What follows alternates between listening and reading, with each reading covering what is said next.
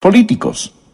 De hecho, el versículo 13 de segunda de Pedro capítulo 3 dice: pero nosotros esperamos, según sus promesas, cielos nuevos y tierra nueva.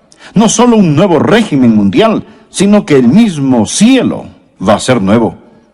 El nuevo régimen mundial está por venir, pero no como algunos piensan. Porque lo que este mundo llama un nuevo régimen mundial es solo una reestructuración del viejo desorden. Alguien dijo sabiamente: no se puede hacer buenos huevos revueltos con huevos podridos. El nuevo régimen mundial va a ocurrir cuando el Señor Jesucristo regrese con poder y gloria para recibir a los suyos y para juzgar a los que le rechazaron. Recuerde que segunda de Pedro habla del cristianismo auténtico, lo verdadero, no lo falsificado. Y cuando Pedro habla sobre el cristianismo auténtico, él está advirtiendo acerca de los apóstatas. En este tercer capítulo, primero tenemos un argumento contra la segunda venida del Señor Jesucristo por parte de los apóstatas. Y luego tenemos la afirmación y confirmación apostólica de la segunda venida del Señor Jesús. Esto me emociona, porque veo el caos a mi alrededor, la situación en que está el mundo de hoy, y no importa cuán mala se ponga, yo sé cómo va a acabar. Y en lugar de quejarnos, ¿en qué va a terminar todo este mundo?, los creyentes podemos decir: ¡gloria a Dios! Miren quién regresará al mundo. La piedra angular de nuestra fe es la deidad de Cristo. Y la esperanza de nuestra fe es que Jesucristo, quien vino a morir en nuestro lugar, regresará a gobernar y reinar con poder y gran gloria. Así que el mensaje de hoy tiene 2 puntos. El primer punto es la denegación escarnecedora de su venida. El segundo punto, la declaración escrita de su venida. Leamos juntos segunda de Pedro capítulo 3, empezando en el versículo 1. Dice: amados, esta es la segunda carta que os escribo, y en ambas despierto con exhortación vuestro limpio entendimiento, para que tengáis memoria de las palabras que antes han sido dichas por los santos profetas, y del mandamiento del Señor y Salvador dado por vuestros apóstoles, sabiendo primero esto, que en los postreros días vendrán burladores, andando según sus propias concupiscencias y diciendo, preste atención aquí, diciendo: ¿dónde está la promesa de su advenimiento? Porque desde el día en que los padres durmieron, todas las cosas permanecen así como desde el principio de la creación. Y Pedro dice: estos ignoran voluntariamente que en el tiempo antiguo fueron hechos por la palabra de Dios los cielos y también la tierra, que proviene del agua y por el agua subsiste, por lo cual el mundo de entonces pereció anegado en agua. Lo que tenemos aquí son 3 reacciones apóstatas a la segunda venida de Jesucristo. La primera reacción es una reacción emocional. La segunda reacción es una reacción intelectual. Y la tercera reacción es una reacción voluntaria. Es decir, las emociones, la mente y la voluntad se rebelan contra la segunda venida del Señor Jesucristo. Satanás odia la idea de la segunda venida de Jesucristo porque cuando ocurra, él será sentenciado. El reino del terror de Satanás se vendrá abajo. Será cuando los santos seremos honrados, glorificados y bendecidos. Por ello, el diablo ha apuntado toda la artillería del infierno contra la idea de la segunda venida del Señor. El primer punto es la denegación escarnecedora o burla de su venida. La primera reacción es una reacción emocional. Dice la palabra: en los postreros días vendrán burladores. Es un argumento emocional. Existen aquellos que simplemente se reirán y se burlarán de la segunda venida. La burla no es sustituto para la verdad. Pero cuando un hombre está perdiendo un argumento, muchas veces opta por utilizar la burla, la ridiculización y el sarcasmo. Los verdaderos creyentes siempre han sabido que cuando defienden la verdad, se exponen a la burla y el ridículo.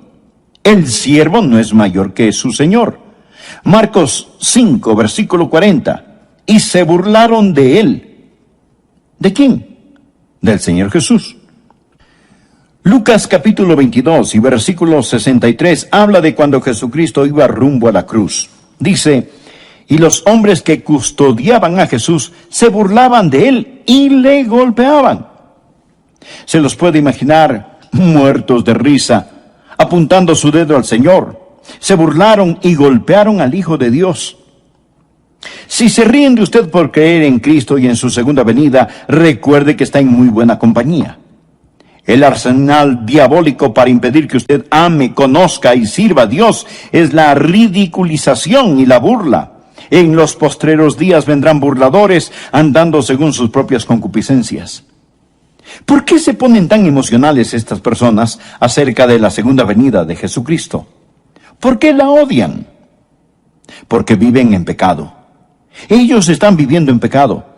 Muéstreme un burlador y le mostraré un pecador.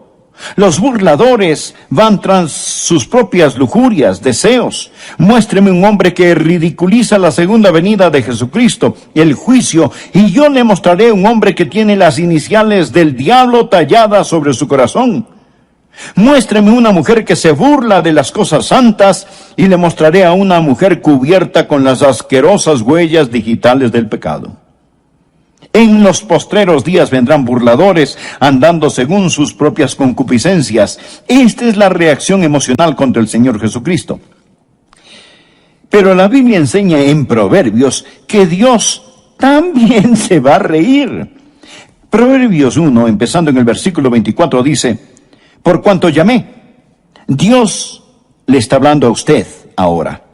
Por cuanto llamé y no quisisteis oír, extendí mi mano, y no hubo quien atendiese, sino que desechasteis todo consejo mío, y mi reprensión no quisisteis. Ahora escuche: también yo me reiré en vuestra calamidad, y me burlaré cuando os viniere lo que teméis. Cuando viniere como una destrucción lo que teméis, y vuestra calamidad llegare como un torbellino, cuando sobre vosotros viniere tribulación y angustia. Lo que Dios está diciendo es que usted puede irse riendo al infierno, pero no podrá salir de él. Dios está diciendo, como decimos hoy, el que ríe al último, ríe mejor.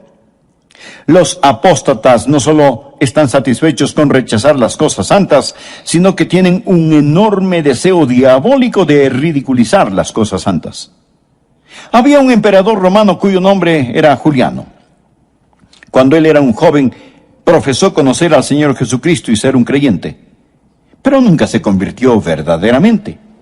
Llegó a ser un apóstata y persiguió a los creyentes con todo su poder, ridiculizando la fe cristiana.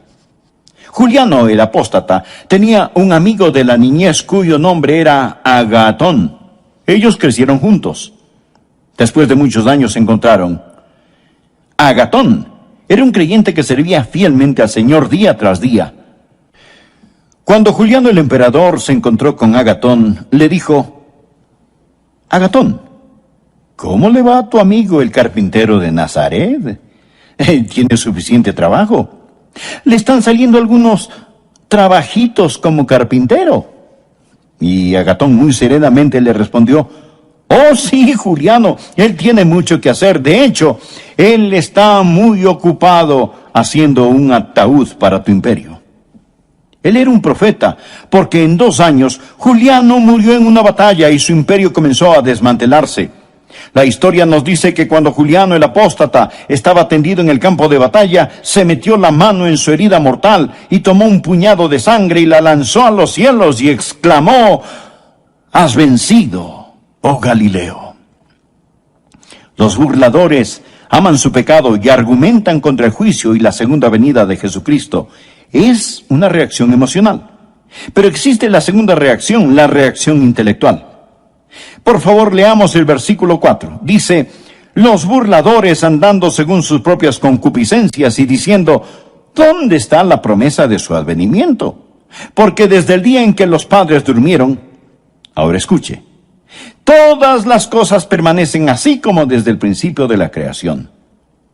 Lo que ellos están diciendo es que si Jesucristo regresa en poder y gloria, si fuera a haber un nuevo cielo y una nueva tierra, Lo que eso significaría es que habría una interrupción en el reino de las leyes naturales. Ellos dicen: nosotros, los eruditos, los intelectuales, hemos encontrado que desde la creación no ha habido cosa semejante, y no hay ninguna razón para creer que Jesucristo va a venir, ni para creer que habrá un nuevo planeta Tierra.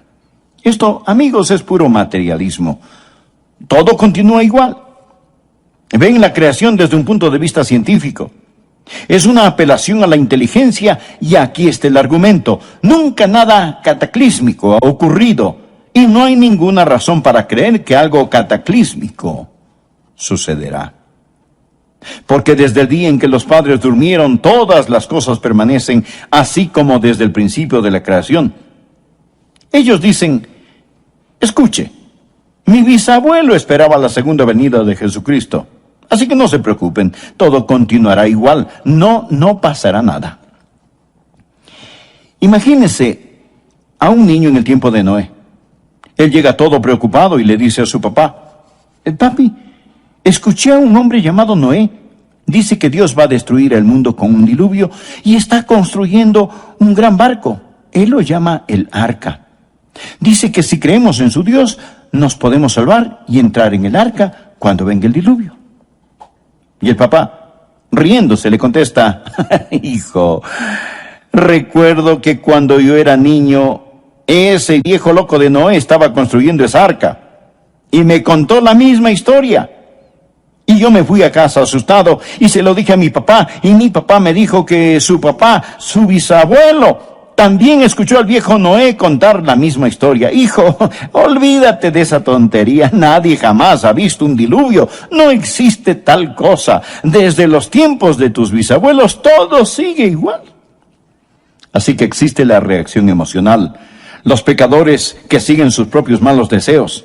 Existe la reacción intelectual. Toda cosa continúa exactamente como fue. Nunca ha habido un cataclismo, nunca habrá un cataclismo.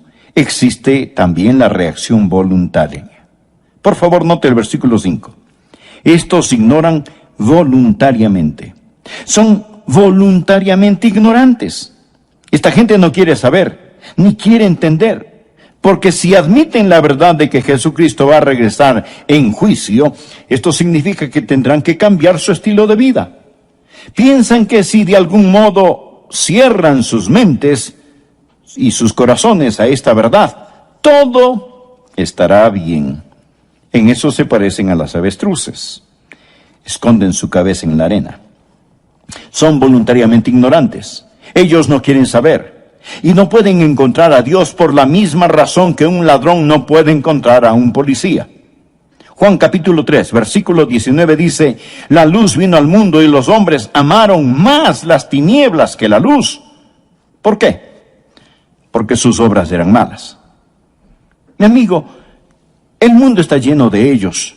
Usted habla con las personas sobre ponerse en paz con Dios, les habla sobre la segunda venida de Jesucristo y lo cortan, lo paran, no quieren oír, no quieren saber. El problema no está en sus mentes, el problema está en sus corazones. Romanos capítulo 1 habla de ellos que detienen con injusticia la verdad. Son voluntariamente ignorantes. Y su reacción emocional, intelectual y voluntaria sirve para negar esa gran verdad, la gloriosa verdad bíblica de la segunda venida del Señor Jesucristo. El segundo punto, la declaración escrita de su venida. Ya escuchamos a los apóstatas con su denegación escarnecedora. Ahora escuchemos a los apóstoles con su declaración escrita. Simón Pedro da 3 respuestas apostólicas a los argumentos o reacciones apóstatas para reafirmar la segunda venida de Jesucristo. La primera es su memorable promesa. Su memorable promesa. Leamos el versículo 1. Amados, esta es la segunda carta que os escribo, y en ambas despierto con exhortación vuestro limpio entendimiento para que tengáis memoria. Por favor, subraye la palabra memoria. Para que tengáis memoria de las palabras que antes han sido dichas por los santos profetas y del mandamiento del Señor y Salvador dado por vuestros apóstoles. Bien. ¿Cuáles eran esas palabras? Una promesa. Mire el versículo 4. ¿Dónde está la promesa de su advenimiento? Ahora mire el versículo 9. El Señor no retarda su promesa. Saltémonos al 13. Pero nosotros esperamos según su promesa cielos nuevos y tierra nueva. Lo que está diciendo el apóstol es que Él nos hizo una memorable promesa y Él vendrá otra vez. Los profetas y los apóstoles nos dicen que recordemos lo que Dios ha dicho. Sabemos la importancia del nuevo nacimiento, mas ¿sabía que el Nuevo Testamento solo lo menciona 9 veces? La maravillosa doctrina del bautismo se menciona solo 20 veces en el Nuevo Testamento. El arrepentimiento solo 70 veces en el Nuevo Testamento. Pero el Nuevo Testamento habla, sin tocar el Antiguo Testamento, habla 380 veces en términos gráficamente claros de la segunda venida de Jesucristo. Esa es la razón por la que Pedro dijo: tengáis memoria de las palabras que antes han sido dichas por los santos profetas y por vuestros apóstoles. Si usted agrega a los profetas lo que los apóstoles dicen, un versículo de cada 25 en la Biblia habla de la segunda venida de Jesucristo. Dios no puede mentir. Dios lo ha prometido. Por ello, el recordatorio apostólico es su memorable promesa. Recuerde, téngalo presente. El Dios que no puede mentir lo ha prometido. Segundo, Pedro nos recuerda de su magno poder. Recuerda lo que ellos dicen. Los apóstatas dicen: todo continúa igual. No hay ninguna interrupción en el reino de las leyes naturales. Pedro les responde: ustedes son ignorantes por su propia voluntad de dos cosas. La primera aparece en el versículo 5. Estos ignoran voluntariamente que en el tiempo antiguo fueron hechos por la palabra de Dios los cielos y también la tierra, que proviene del agua y por el agua subsiste, por lo cual el mundo de entonces pereció anegado en agua. Ahora Pedro les dice: mire, señor escéptico, mire, señor apóstata, usted dice que nunca nada cataclísmico ha ocurrido. ¿Y qué de la creación? Dios habló y fue hecho. Dios con su palabra creó el mundo y los universos. Él habló y se hizo. Con su palabra suspendió la luna, el sol, las estrellas. Dios lo hizo todo por medio de su palabra. Pedro les está recordando sobre el magno poder de Dios. Los escépticos modernos y ateos de hoy intentan encontrar el origen de la vida. Pero no nos preocupemos del origen de la vida. Vamos más allá. Hablemos del origen de la materia. Usted dirá: bueno, la vida empezó espontáneamente en alguna sopa prebiológica, pero ¿de dónde salió la sopa prebiológica? Amigo, de la nada. Nada sale. Por medio de la palabra de Dios todo fue creado. Dios con su palabra ordenó la creación, pero también ordenó un cataclismo. Verso 5. Estos ignoran voluntariamente. Primero, habló para la creación, que en el tiempo antiguo fueron hechos por la palabra de Dios los cielos y también la tierra que proviene del agua y por el agua subsiste. La segunda vez habló para describir el cataclismo, por lo cual el mundo de entonces pereció anegado en agua. La palabra anegado o inundado es de donde tomamos cataclismo. En el griego suena como cataclismo. Dios con su magno poder hizo la creación y con su magno poder lo sacó del cataclismo. Pedro dice: no digan que Dios no puede cambiar la historia, que todo siempre sigue igual. Enfrenten los hechos. Y si tratan de explicar la creación sin un creador, son voluntariamente ignorantes, simplemente ignorantes. Piénselo. Es completa estupidez pensar que de la nada todo salió. No solo la memorable promesa, sino el magno poder de Dios. En base a esto, Pedro empieza a defender lo que Dios ha hecho y que lo hará de nuevo, pero esta vez no con agua, sino con fuego.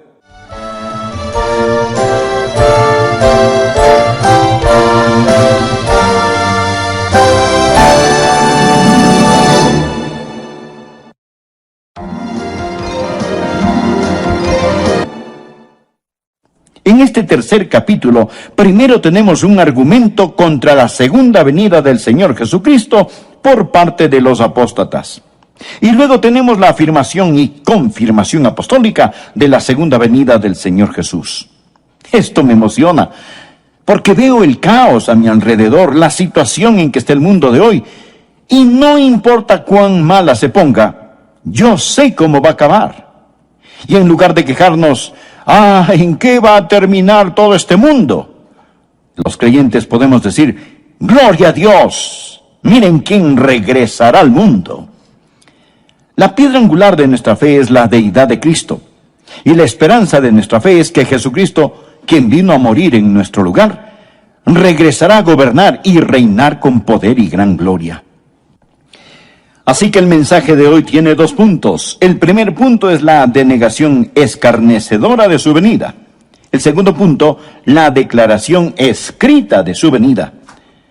Leamos juntos 2 de Pedro capítulo 3, empezando en el versículo 1. Dice, amados, esta es la segunda carta que os escribo, y en ambas despierto con exhortación vuestro limpio entendimiento, para que tengáis memoria de las palabras que antes han sido dichas por los santos profetas, y del mandamiento del Señor y Salvador dado por vuestros apóstoles, sabiendo primero esto, que en los postreros días vendrán burladores, andando según sus propias concupiscencias y diciendo, preste atención aquí, diciendo, ¿dónde está la promesa de su advenimiento?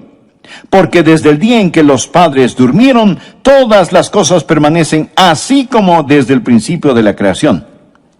Y Pedro dice, estos ignoran voluntariamente que en el tiempo antiguo fueron hechos por la palabra de Dios los cielos y también la tierra, que proviene del agua y por el agua subsiste, por lo cual el mundo de entonces pereció anegado en agua. Por favor, note el versículo 5. Estos ignoran voluntariamente. Son voluntariamente ignorantes. Esta gente no quiere saber, ni quiere entender, porque si admiten la verdad de que Jesucristo va a regresar en juicio, esto significa que tendrán que cambiar su estilo de vida. Piensan que si de algún modo cierran sus mentes y sus corazones a esta verdad, todo estará bien. En eso se parecen a las avestruces. Esconden su cabeza en la arena. Son voluntariamente ignorantes. Ellos no quieren saber. Y no pueden encontrar a Dios por la misma razón que un ladrón no puede encontrar a un policía. Juan capítulo 3, versículo 19 dice, la luz vino al mundo y los hombres amaron más las tinieblas que la luz. ¿Por qué? Porque sus obras eran malas. Mi amigo, el mundo está lleno de ellos. Usted habla con las personas sobre ponerse en paz con Dios, les habla sobre la segunda venida de Jesucristo y lo cortan, lo paran, no quieren oír, no quieren saber. El problema no está en sus mentes, el problema está en sus corazones. Romanos capítulo 1 habla de ellos que detienen con injusticia la verdad, son voluntariamente ignorantes. Y su reacción emocional, intelectual y voluntaria sirve para negar esa gran verdad, la gloriosa verdad bíblica de la segunda venida del Señor Jesucristo. El segundo punto, la declaración escrita de su venida. Ya escuchamos a los apóstatas con su denegación escarnecedora. Ahora escuchemos a los apóstoles con su declaración escrita. Simón Pedro da 3 respuestas apostólicas a los argumentos o reacciones apóstatas para reafirmar la segunda venida de Jesucristo. La primera es su memorable promesa. Su memorable promesa. Leamos el versículo 1. Amados, esta es la segunda carta que os escribo, y en ambas despierto con exhortación vuestro limpio entendimiento para que tengáis memoria. Por favor, subraye la palabra memoria. Para que tengáis memoria de las palabras que antes han sido dichas por los santos profetas y del mandamiento del Señor y Salvador dado por vuestros apóstoles. Bien, ¿cuáles eran esas palabras? Una promesa. Mire el versículo 4. ¿Dónde está la promesa de su advenimiento? Ahora mire el versículo 9. El Señor no retarda su promesa. Saltémonos al 13. Pero nosotros esperamos según su promesa cielos nuevos y tierra nueva. Lo que está diciendo el apóstol es que Él nos hizo una memorable promesa y Él vendrá otra vez. Los profetas y los apóstoles nos dicen que recordemos lo que Dios ha dicho. Sabemos la importancia del nuevo nacimiento. Mas, ¿sabía que el Nuevo Testamento solo lo menciona 9 veces? La maravillosa doctrina del bautismo se menciona solo 20 veces en el Nuevo Testamento. El arrepentimiento solo 70 veces en el Nuevo Testamento. Pero el Nuevo Testamento habla, sin tocar el Antiguo Testamento, habla 380 veces en términos gráficamente claros de la segunda venida de Jesucristo. Esa es la razón por la que Pedro dijo: tengáis memoria de las palabras que antes han sido dichas por los santos profetas y por vuestros apóstoles. Si usted agrega a los profetas lo que los apóstoles dicen, un versículo de cada 25 en la Biblia habla de la segunda venida de Jesucristo. Dios no puede mentir. Dios lo ha prometido. Por ello, el recordatorio apostólico es su memorable promesa. Recuerde, téngalo presente. El Dios que no puede mentir lo ha prometido. Segundo, Pedro nos recuerda de su magno poder. Recuerda lo que ellos dicen. Los apóstatas dicen: todo continúa igual. No hay ninguna interrupción en el reino de las leyes naturales. Pedro les responde: ustedes son ignorantes por su propia voluntad de 2 cosas. La primera aparece en el versículo 5. Estos ignoran voluntariamente que en el tiempo antiguo fueron hechos por la palabra de Dios los cielos y también la tierra, que proviene del agua y por el agua subsiste, por lo cual el mundo de entonces pereció anegado en agua. Ahora Pedro les dice: mire, señor escéptico, mire, señor apóstata, usted dice que nunca nada cataclísmico ha ocurrido. ¿Y qué de la creación? Dios habló y fue hecho.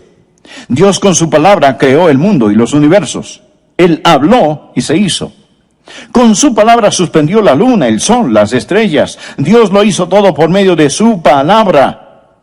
Pedro les está recordando sobre el magno poder de Dios. Los escépticos modernos y ateos de hoy intentan encontrar el origen de la vida. Pero no nos preocupemos del origen de la vida. Vamos más allá. Hablemos del origen de la materia. Usted dirá: bueno, la vida empezó espontáneamente en alguna sopa prebiológica, pero ¿de dónde salió la sopa prebiológica? Amigo, de la nada. Nada sale. Por medio de la palabra de Dios todo fue creado. Dios con su palabra ordenó la creación, pero también ordenó un cataclismo. Verso 5. Estos ignoran voluntariamente. Primero, habló para la creación. Que en el tiempo antiguo fueron hechos por la palabra de Dios los cielos y también la tierra que proviene del agua y por el agua subsiste. La segunda vez habló para describir el cataclismo. Por lo cual el mundo de entonces pereció anegado en agua. La palabra anegado o inundado es de donde tomamos cataclismo. En el griego suena como cataclismo. Dios con su magno poder hizo la creación y con su magno poder lo sacó del cataclismo. Pedro dice: no digan que Dios no puede cambiar la historia, que todo siempre sigue igual. Enfrenten los hechos. Y si tratan de explicar la creación sin un creador, son voluntariamente ignorantes, simplemente ignorantes. Piénselo. Es completa estupidez pensar que de la nada todo salió. No solo la memorable promesa, sino el magno poder de Dios. En base a esto, Pedro empieza a defender lo que Dios ha hecho y que lo hará de nuevo, pero esta vez no con agua, sino con fuego. Versículo 7. Pero los cielos y la tierra que existen ahora están reservados por la misma palabra, o sea, la misma palabra con que los creó, guardados para el fuego en el día del juicio y de la perdición de los hombres impíos. Note la frase: guardados para el fuego. El señor Kenneth Whist, un erudito del griego, dice que esto literalmente significa que los cielos y la tierra ahora mismo están almacenados con fuego. Es palabra de donde tomamos la palabra tesorería, es decir, este mundo es una tesorería de fuego. El universo entero está guardado con fuego. La naturaleza subatómica del universo nos dice que todo no es materia, sino que realmente es fuego. El hombre solía pensar que la partícula más pequeña de la materia era el átomo. Pero ahora sabemos sobre la naturaleza subatómica del átomo, y el átomo tiene un núcleo. Este tiene una carga eléctrica positiva, y girando a su alrededor están los electrones, y estos son negativos. Por eso existe una atracción y se mantienen unidos. El electrón es increíblemente rápido. Escuche, algo asombroso sobre los electrones del átomo es que giran alrededor del núcleo billones de veces cada millonésima de segundo. Nadie sabe realmente qué es esta fuerza eléctrica. La podemos describir, pero no sabemos lo que es. Einstein dijo antes de morir que esperaba descubrir lo que es la electricidad, pero nunca lo hizo. Podemos poner esta cosa de algún modo en proporciones matemáticas, pero los científicos no saben cuál es la fuerza que los une. Dije que el núcleo tiene una carga eléctrica positiva y girando a su alrededor están los electrones que son negativos. Por eso existe una atracción y se mantienen unidos. Pero también tienen neutrones y protones. Los neutrones son neutros y los protones son positivos. No existe atracción, mas estos no se caen. ¿Qué causa que todos se mantengan unidos? Colosenses 1:17 nos habla acerca del Señor Jesús y dice, todas las cosas en Él subsisten. Significa que Él lo sostiene todo, ya sean los planetas en órbita o los electrones que giran alrededor del núcleo de un átomo. Él es la goma de las galaxias, el Señor Jesucristo. Hebreos 1:3 dice, Jesús quien sustenta o sostiene todas las cosas con la palabra de su poder. Pedro dice, están guardados con el fuego.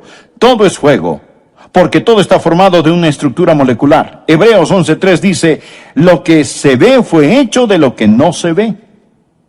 Pedro les dice a los apóstatas que ridiculizan la segunda venida de Jesucristo, les recuerdo su memorable promesa, les recuerdo su magno poder y les recuerdo su misericordiosa paciencia. Por favor, leamos el versículo 8. Mas, oh amados, no ignoréis esto, que para con el Señor un día es como 1000 años y 1000 años como un día. El Señor no retarda su promesa, según algunos la tienen por tardanza, sino que es paciente para con nosotros, no queriendo que ninguno perezca, sino que todos procedan al arrepentimiento. Pero el día del Señor vendrá como ladrón en la noche, en el cual los cielos pasarán con gran estruendo. Usted sabe que la gente que intenta deducir cómo todo llegó a ser, dicen, bien, todo empezó con una gran explosión. Nunca nos explican qué fue lo que explotó. Solo el hombre puede desviarse 180 grados hacia lo opuesto. Todo no empezó con una gran explosión. Todo va a concluir con una gran explosión. Dice la palabra, pero el día del Señor vendrá como ladrón en la noche, en el cual los cielos pasarán con gran estruendo, y los elementos ardiendo serán deshechos. Ardiendo significa calor interno, fiebre, calentura. Y la tierra y las obras que en ella hay serán quemadas. Puesto que todas estas cosas han de ser deshechas, ¿cómo no debéis vosotros andar en santa y piadosa manera de vivir, esperando y apresurándoos para la venida del día de Dios, en el cual los cielos encendiéndose serán deshechos y los elementos siendo quemados se fundirán? Pero nosotros esperamos, según sus promesas, cielos nuevos y tierra nueva, en los cuales mora la justicia. Por lo cual, oh amados, estando en espera de estas cosas, procurad con diligencia ser hallados por Él sin mancha e irreprensibles, en paz. Amigo, presta atención al versículo 15. Y tened entendido que la paciencia de nuestro Señor es para salvación. La paciencia de Dios es para salvación. ¿Y qué significa? Mi estimado amigo, significa que Dios no quiere que usted muera y vaya al infierno. Eso es lo que significa. Si Jesucristo hubiera regresado ayer y usted no es salvo, su destino estaría irrevocablemente establecido. El Señor mantiene la puerta de la misericordia abierta para usted. Dios es un Dios de misericordia. Y Pedro les contesta a los apóstatas estas tres cosas. Existe una memorable promesa, existe el magno poder de Dios y existe la misericordia y la paciencia de Dios. Versículo 9. El Señor no queriendo que ninguno perezca, sino que todos procedan al arrepentimiento. Dios está esperando que usted acepte su salvación. Y usted dirá, bueno, si Dios es tan misericordioso, yo no tengo de qué preocuparme. No, mi estimado amigo, mire el versículo 10. Pero el día del Señor vendrá. Verá, ambas, la ira y la misericordia, son atributos de Dios. Si usted dice que Dios es todo ira y no misericordia, eso es solo parte de la verdad. Y si dice que Dios es todo misericordia y no ira, eso es solo parte de la verdad. Cuando usted toma solo parte de la verdad y la convierte en toda la verdad, se vuelve una falsedad. Existe la misericordia de Dios y la ira de Dios. Dios no quiere que ninguno perezca, pero la ira, el día del Señor, vendrá. Alguien sabiamente dijo, ahora mismo las tempestuosas aguas de la ira de Dios golpean furiosamente la represa de su misericordia. La misericordia debe dar paso a la ira porque el día del Señor vendrá. Yo no sé cuándo la última alma que completará la esposa se convertirá. Quizás sea usted, amigo, y la esposa estará completa. Entonces sonará la trompeta.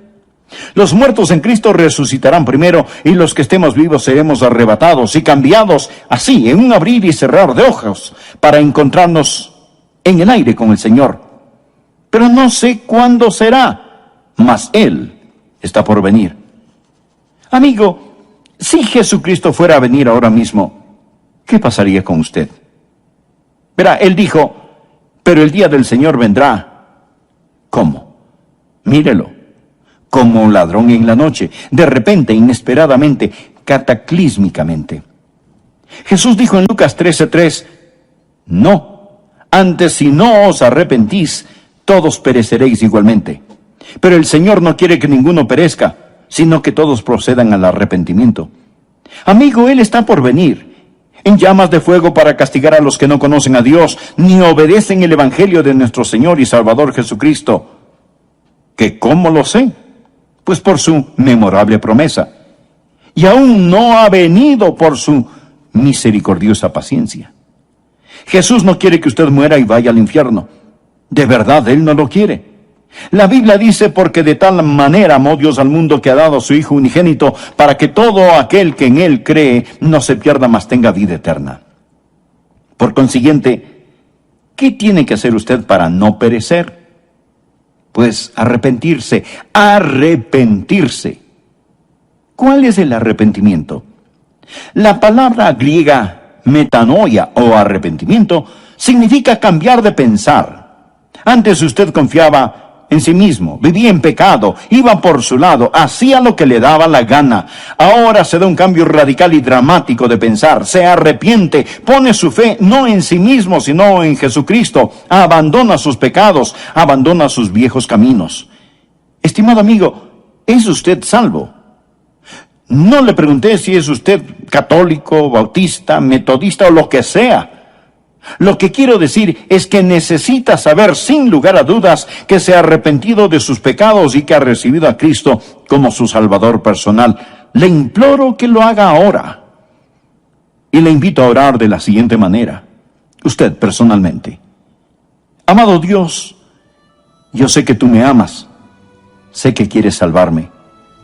Jesús, tú moriste en mi lugar para salvarme y prometiste salvarme si confiaba solo en ti. Y eso es lo que estoy haciendo ahora. Confío en ti. En este momento, con todo mi ser, abro mi corazón, me arrepiento de mis pecados y te recibo como mi Señor y Salvador. Gracias por salvarme. Finalmente, quiero decirle que el solo repetir estas palabras no le salvarán. Pero si las dijo de corazón, con todo su ser, con arrepentimiento, con fe, le aseguro